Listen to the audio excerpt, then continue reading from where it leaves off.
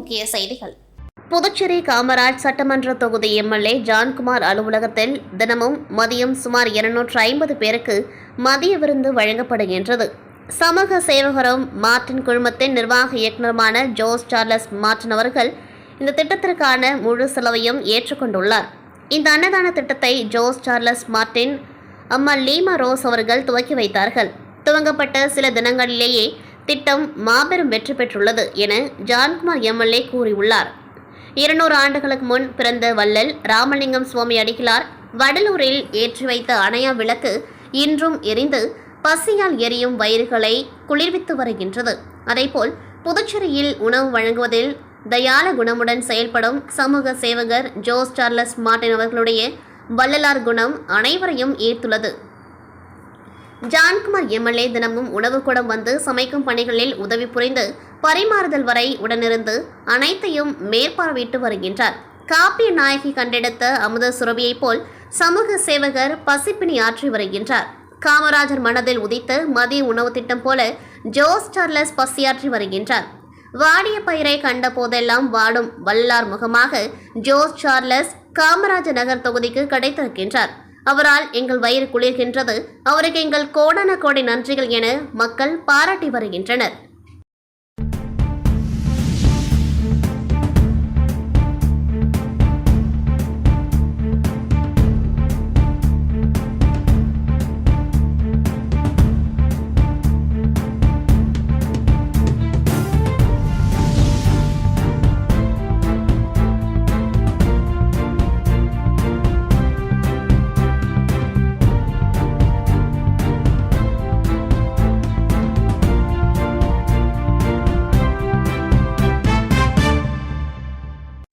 பிரதமர் மோடியின் 11 ஆண்டு கால மத்திய அரசின் செயல்பாடுகள் இந்தியாவை பெருமைப்பட வைத்திருக்கிறது என்று புதுச்சேரி சமூக சேவகர் ஜோஸ் சார்லஸ் மார்டின் தெரிவித்துள்ளார். இது தொடர்பாக அவர் எக்ஸ் தளத்தில் கூறியிருப்பதாவது, பிரதமர் மோடி அவர்களின் தொலைநோக்கு தலைமையின் கீழ் ஏழைகள் மற்றும் ஓரங்கட்டப்பட்ட மக்களின் நலனுக்காக உறுதிப்பாட்டில் இந்திய அரசு உறுதியாக உள்ளது. பிரதமர் ஆவாஸ் யோஜனா, பிரதமர் உஜ்வாலா யோஜனா, ஜன்தன் யோஜனா மற்றும் ஆயுஷ்மான் பாரத் போன்ற முன்னோடி முயற்சிகள் வாழ்க்கையை மாற்றியமைத்துள்ளன. வீட்டு வசதி, சுத்தமான சமையல் எரிபொருள், வங்கி மற்றும் சுகாதார பராமரிப்பு வசதிகளை மேம்படுத்தியிருக்கின்றன. பிரதமர் மோடியின் வளர்ச்சிக்கான முயற்சிகள் மாற்றத்தக்க விளைவுகளை அளித்துள்ளன. லட்சக்கணக்கான மக்களுக்கு அது அதிகாரம் அளித்துள்ளது. டிஜிட்டல் முறையிலான பரிமாற்றங்கள் வெளிப்படையான பலன்களை வழங்குவதை உறுதி செய்திருக்கின்றன. குறிப்பாக 25 கோடிக்கும் அதிகமான மக்கள் வறுமையை நமது நாட்டில் வென்றுள்ளனர். இது பாரத பிரதமர் மோடி நல்லாட்சிக்கு சான்றாக இருக்கின்றது. தன்னம்பிக்கை கொண்ட இந்தியா என்ற தொலைநோக்கு பார்வையுடன் பிரதமர் மோடி அவர்களின் தலைமை குறிப்பிடத்தக்க முன்னேற்றங்களை அடைந்துள்ளது. சப்கா சாத் சப்கா விகாஸ் என்பது வெறும் முழக்கமில்லை, அதையும் விட சிறப்பானது. எந்த ஒரு இந்தியரும் பின்தங்கிவிடக் கூடாது என்பதை உறுதி செய்திட ஒவ்வொரு இந்தியரும் கண்ணியத்துடன் வாழ முடியும் என்பதற்கான தேசத்தை பிரதமர் மோடி அவர்கள் வளர்த்து வருகின்றார் என்று இவ்வாறு அவர் கூறியுள்ளார். புதுச்சேரி அடுத்த கடலூர் மாவட்டம் ரெட்டிச்சாவடி பகுதியில் யாக்டோ ப்ராப்பர்ட்டி சார்பில் KR அவென்யூ என்ற மனைப்பிரிவு விற்பனை துவங்கப்பட்டது. இதன் விற்பனையை புதுச்சேரி முதலமைச்சர் ரங்கசாமி குத்துவிளக்கேற்றி துவக்கி வைத்தார். இந்நிகழ்ச்சியில் சபாநாயகர் செல்வம், பாகூர் தொகுதி சட்டமன்ற உறுப்பினர் செந்தில்குமார் உட்பட பலர் கலந்து கொண்டார்கள். மேலும் துவக்க விழாவை முன்னிட்டு மனையை முன்பதிவு செய்தவர்களுக்கு தங்க நாணயம் வழங்கப்பட்டது. தொடர்ந்து இதில் ஏராளமான வாடிக்கையாளர்கள் மனையை வாங்க ஆர்வம் காட்டி வருகின்றனர்.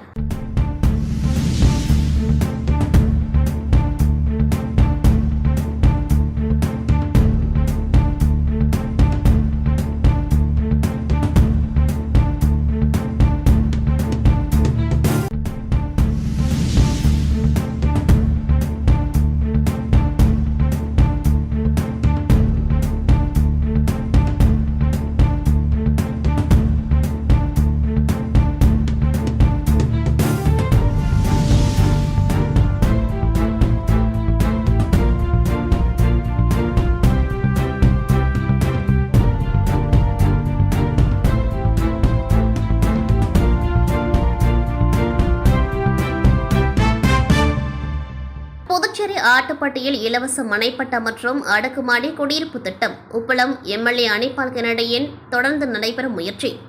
உப்பளம் சட்டமன்ற தொகுதியில் உள்ள ஆட்டுப்பட்டி பகுதியில் வசிக்கும் சமூக பின்தங்கி மற்றும் ஏழை மக்களுக்கு இலவசமாக மனைப்பட்டா அல்லது அடுக்குமாடி குடியிருப்பு வழங்கும் திட்டத்திற்காக சட்டமன்ற உறுப்பினர் அனிபால் கென்னடி அவர்கள் தொடர்ந்து நடவடிக்கைகளை மேற்கொண்டு வருகின்றார். இதன் முயற்சியின் ஒரு பகுதியாக சட்டமன்றத்தில் முதலமைச்சர் ரங்கசாமி மற்றும் தொடர்புடைய அமைச்சர்களிடம் பலமுறை கேள்வி எழுப்பியும் கோரிக்கைகளை வலியுறுத்தியும் வந்துள்ளார். அதன் தொடர்ச்சியாக இத்திட்டம் ஆதிதிராவிடர் நலத்துறையின் சிறப்பு கூறு நிதியின் மூலம் செயல்படுத்தப்படும் என உறுதிமொழி வழங்கப்பட்டுள்ளது. சமீபத்தில் ஆதிதிராவிடர் நலத்துறை இயக்குநர் இளங்கோவன் அனிபால் கென்னடி நேரில் சந்தித்து ஆலோசனை நடத்தினார். இந்த சந்திப்பின் பொழுது அரசை நேரடியாக நிலங்களை கைப்பற்றி உரிய நபர்களுக்கு மனைப்பட்ட அல்லது குடியிருப்பு வழங்கும் நடவடிக்கை விரைவில் முன்னெடுக்க வேண்டுமென எம்எல்ஏ வலியுறுத்தினார். நில உரிமையாளர்களுக்கு மாற்றிடம் வழங்க முடியாவிட்டாலும் மாற்றாக நிதி வழங்க தயாராக இருப்பதாக இயக்குநர் உறுதியளித்தார். இந்த திட்டம் நடைமுறைப்படுத்தப்பட்டால் பல ஆண்டுகளாக நில உரிமை எதிர்பார்த்து வந்த மக்களுக்கு பெரும் நன்மை ஏற்படும் என எம்எல்ஏ அனிபால் கென்னடி தெரிவித்தார். தொடர்ந்து இயக்குநர் மற்றும் எம்எல்ஏ அவர்கள் ஆட்டுப்பட்டி பகுதியை நேரில் பார்வையிட்டு ஆய்வு செய்தனர். மக்கள் நலத்திட்டங்களை முழு உற்சாகத்துடன் நடைமுறைப்படுத்தும் பணியில் ஈடுபட்டு வரும் எம்எல்ஏ அவர்கள் மீண்டும் முதல்வரை சந்திக்க உள்ளதாக தெரிவித்தார். இந்த நிகழ்ச்சியில் வட்டார காங்கிரஸ் தலைவர் லக்ஷ்மணன் மற்றும் திமுக நிர்வாகி செந்தில் ஆகியோர் உடன் இருந்தனர். மங்களம் தொகுதி சட்டமன்ற உறுப்பினரும் வேளாண் துறை அமைச்சருமான தேனி ஜெயக்குமாரின் பிறந்தநாள் விழா தொகுதி முழுவதும் கோலாகலமாக கொண்டாடப்பட்டது. இதன் ஒரு பகுதியாக வெள்ளையனூர் முருகன் கோவிலில் அமைச்சரின் ஆதரவாளர்கள் சிறப்பு அபிஷேக ஆராதனைகளுடன் தங்கத்தேர் இழுத்து வழிபட்டனர். தொடர்ந்து ராம் பரதேசி சித்தர் கோவிலில் சிறப்பு பூஜைகள் செய்து பொதுமக்களுக்கு இனிப்புகள் வழங்கி கொண்டாடினர். அதனைத் தொடர்ந்து வெள்ளையனூர் ஆஞ்சநேயர் கோவிலில் சிறப்பு பூஜைகளுடன் பொதுமக்களுக்கு அன்னதானம் இனிப்புகள் வழங்கி கொண்டாடினர். நிகழ்ச்சியில் அமைச்சரின் ஆதரவாளர்கள் திரளாக கலந்து கொண்டு பிறந்தநாளை கொண்டாடினர். தேவனூர் ஸ்ரீ லட்சுமி நாராயண பெருமாள் ஆலய பிரம்மோற்சவம் 4ஆம் நாள் ஸ்ரீ லட்சுமி நாராயண பெருமாள் ஸ்ரீராமர் அலங்காரத்தில் ஹனுமந்த வாகனம் புறப்பாடு நடைபெற்றது. விழுப்புரம் மாவட்டம் திண்டிவனம் வட்டம் தேவனூர் ஸ்ரீ லட்சுமி நாராயண பெருமாள் ஆலய பிரம்மோற்சவம் 4ஆம் நாளை முன்னிட்டு ஸ்ரீ லட்சுமி நாராயண பெருமாள் ஸ்ரீராமர் அலங்காரத்தில் பக்தர்களுக்கு காட்சியளித்தார். தொடர்ந்து ஸ்ரீராமர் அலங்காரத்தில் காட்சியளித்த ஸ்ரீ லட்சுமி நாராயண பெருமாளுக்கு மகா தீப ஆராதனை, நட்சத்திர தீபம், கும்ப தீபம், சத்திரங்கள் கொண்டு சோடச உபச்சாரம் மற்றும் பஞ்சமுக தீப ஆராதனை, கற்பூர ஆரத்தி காண்பிக்கப்பட்டது. தொடர்ந்து ஸ்ரீ லட்சுமி நாராயண பெருமாள் கோவில் உட்பிரகாரம் வலம் வந்து சிறிய திருவடியான அனுமந்த வாகனத்தில் பக்தர்களுக்கு காட்சியளித்தார். மேலும் ஹனுமந்த வாகனத்தில் காட்சியளித்த ஸ்ரீ லட்சுமி நாராயண பெருமாள் அவர்களுக்கு பஞ்சமுக தீபாராதனை, கற்பூர ஆரத்தி காண்பிக்கப்பட்டது. தொடர்ந்து இரவு வீதியுலா நடைபெற்றது. இப்பிரம்மோற்சவ விழாவின் முக்கிய நிகழ்வான திருக்கல்யாணம் வருகின்ற சனிக்கிழமையன்று மாலையும் மற்றும் திரு தேரோட்டம் 9/6/2025 அன்று நடைபெற உள்ளது.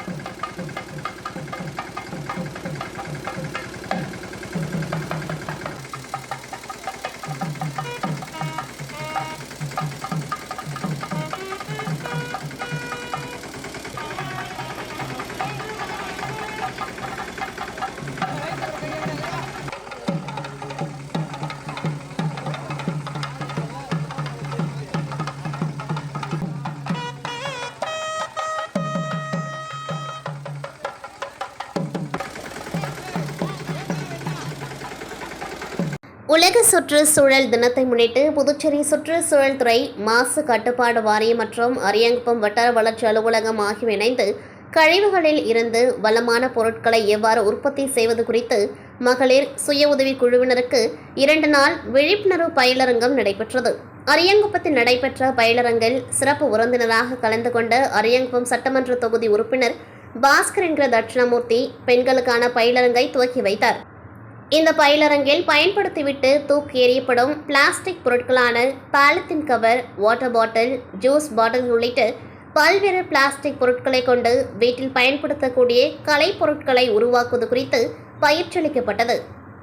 இந்த பயிற்சியில் கலந்து கொண்ட பெண்கள் வீட்டில் பயன்படுத்தக்கூடிய கலைநயத்துடன் கூடிய பொம்மைகள், பூச்செடிகள், மயில்கள், பெண் குயின், சைக்கிள், வில்லு மற்றும் பறவைகள், மீன் வகைகள், விலங்குகள் என பல்வேறு வகையான கலை பொருட்களை பிளாஸ்டிக் கழிவுகளை கொண்டு நேர்த்தியுடன் செய்தனர். இதுகுறித்து சட்டமன்ற உறுப்பினர் பாஸ்கர் என்கிற தட்சிணாமூர்த்தி கூறும்பொழுது, மனித வாழ்வில் பிளாஸ்டிக் பொருட்களால் ஏற்படும் தீமைகள் குறித்து பெண்களுக்கு விழிப்புணர்வை ஏற்படுத்தும் வகையில் இந்த பயிலரங்கம் அமைந்திருந்தது. எனவே பிளாஸ்டிக் பொருட்களை அறவே தவிர்க்க வேண்டும் என அவர் கேட்டுக்கொண்டார். சுற்றுச்சூழல் துறை மாசு கட்டுப்பாட்டுத்துறை அதிகாரி ரமேஷ் கூறும்பொழுது, தூக்கி எறியப்படும் பிளாஸ்டிக் கழிவுகளை கொண்டு வளமான பொருட்களை உருவாக்குவது குறித்து 2 நாள் பயிலரங்கில் மகளிர் சுய உதவி குழுவினர் ஆர்வமாக கலந்து கொண்டார்கள். இந்த பயிலரங்கில் உருவாக்கப்பட்டுள்ள கலைப்பொருட்கள் சுற்றுச்சூழல் தினத்தன்று நடைபெறும் அரசு விழாவில் கலந்து கொள்ளும் முதல்வர், கவர்னர் உள்ளிட்ட அரசு அதிகாரிகளுக்கு பரிசாக வழங்கப்பட உள்ளது என்றார். கலந்து கொண்ட பெண்கள் கூறும்பொழுது, தூக்கி எறியப்படும் பிளாஸ்டிக் பொருட்களில் இருந்து கலைப்பொருட்களை எவ்வாறு உருவாக்குவது என்பது குறித்து பயிற்சி மிகவும் பயனுள்ளதாக இருந்தது. பிளாஸ்டிக் கழிவுகளால் வீட்டில் பயன்படுத்தக்கூடிய பொம்மைகள், பூச்செடிகளை கலைநயத்துடன் உருவாக்கியிருக்கின்றோம். மேலும் இதை சந்தைப்படுத்தும் பொழுது தங்களுக்கு வருமானமும் பெருகும் என்று குறிப்பிட்டனர்.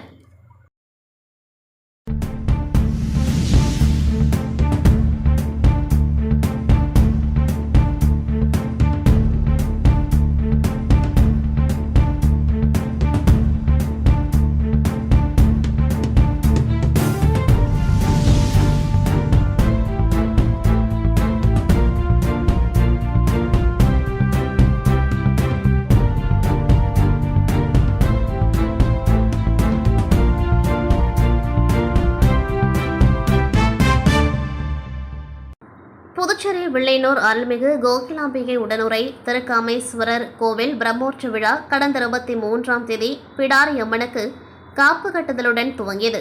தொடர்ந்து விநாயகர் உற்சவம், பிடாரியம்மன் உற்சவம் உள்ளிட்ட பல்வேறு அபிஷேக ஆராதனைகள் நடைபெற்று பிடாரியம்மன் ரிஷப வாகனம், மயில் வாகனம், தங்க ரிஷப வாகனம், பஞ்சவாகனம், இந்திர விமானம் ஆகியவற்றில் எழுந்தருளி அம்மன் வீதியுலா சென்று பக்தர்களுக்கு அருள் பாலித்தார். பிரம்மோற்சவ விழாவின் முக்கிய நிகழ்வான தேரோட்டத்திற்கான கொடியேற்ற நிகழ்வு கடந்த 31ஆம் தேதி துவங்கியது.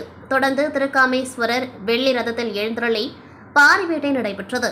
5ஆம் நாள் உபயமான என்று வில்லியனூர் வன்னியர் குல சத்திரியர்கள் சார்பில் நடைபெற்றது. இதில் 63 நாயன்மார்களுடன் யானை வாகனத்தில் பஞ்சமூர்த்திகளின் வீதியுலா காட்சி நடைபெற்றது. இதில் வில்லியனூர் மட்டுமின்றி சுற்றுப்புறத்தில் உள்ள ஏராளமான பொதுமக்கள் கலந்து கொண்டு சுவாமி தரிசனம் செய்தனர். முக்கிய நிகழ்வாக வருகின்ற 8ஆம் தேதி திரு தேரோட்டம் நடைபெறவுள்ளது. இதில் துணைநிலை ஆளுநர் கைலாஸ்நாதன், முதலமைச்சர் ரங்கசாமி ஆகியோர் பங்கேற்றனர் என்பது குறிப்பிடத்தக்கது.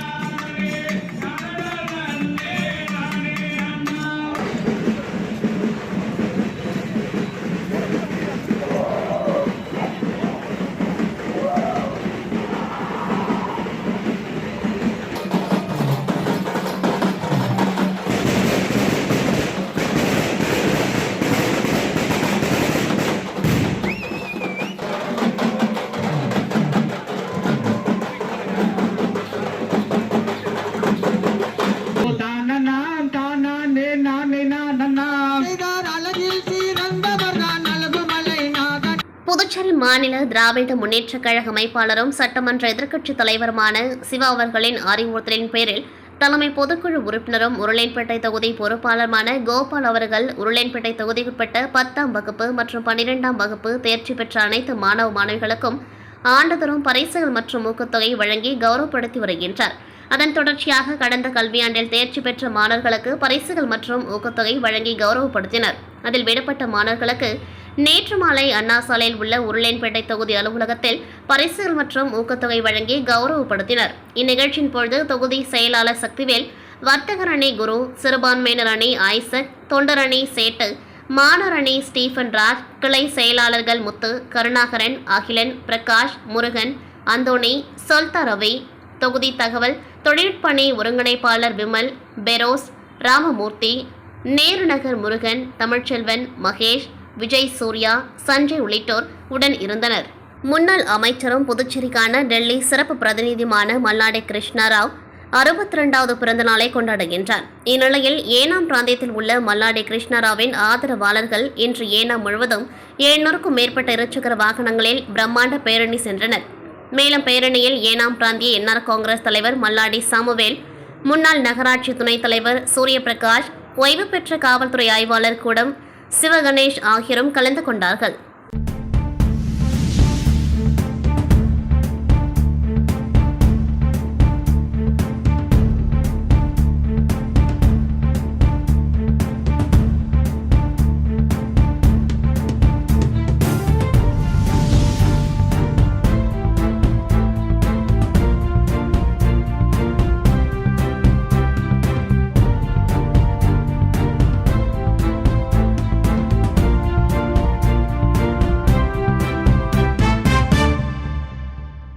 திருவெண்டார்கோவில் அரசு பெண்கள் மேல்நிலைப் பள்ளியில் மதகட்டிப்பட்டை சேர்ந்த அரசு என்பவர் வாட்ச்மேனாக பணிபுரிந்து வருகின்றார். இவர் தனக்கு சொந்தமான இருசக்கர வாகனத்தை பள்ளியின் வளாகத்தில் உள்ளே நிறுத்திவிட்டு பள்ளியை திறக்கும் பணியில் ஈடுபட்டு வந்தபொழுது மர்ம நபர் ஒருவர் பள்ளியின் கேட்டை திறந்து பள்ளியின் உள்ளே நிறுத்தி வைத்திருந்த இருசக்கர வாகனத்தை திருடி செல்வதை பார்த்து துரத்தி சென்று அவரை பிடிக்க முடியவில்லை.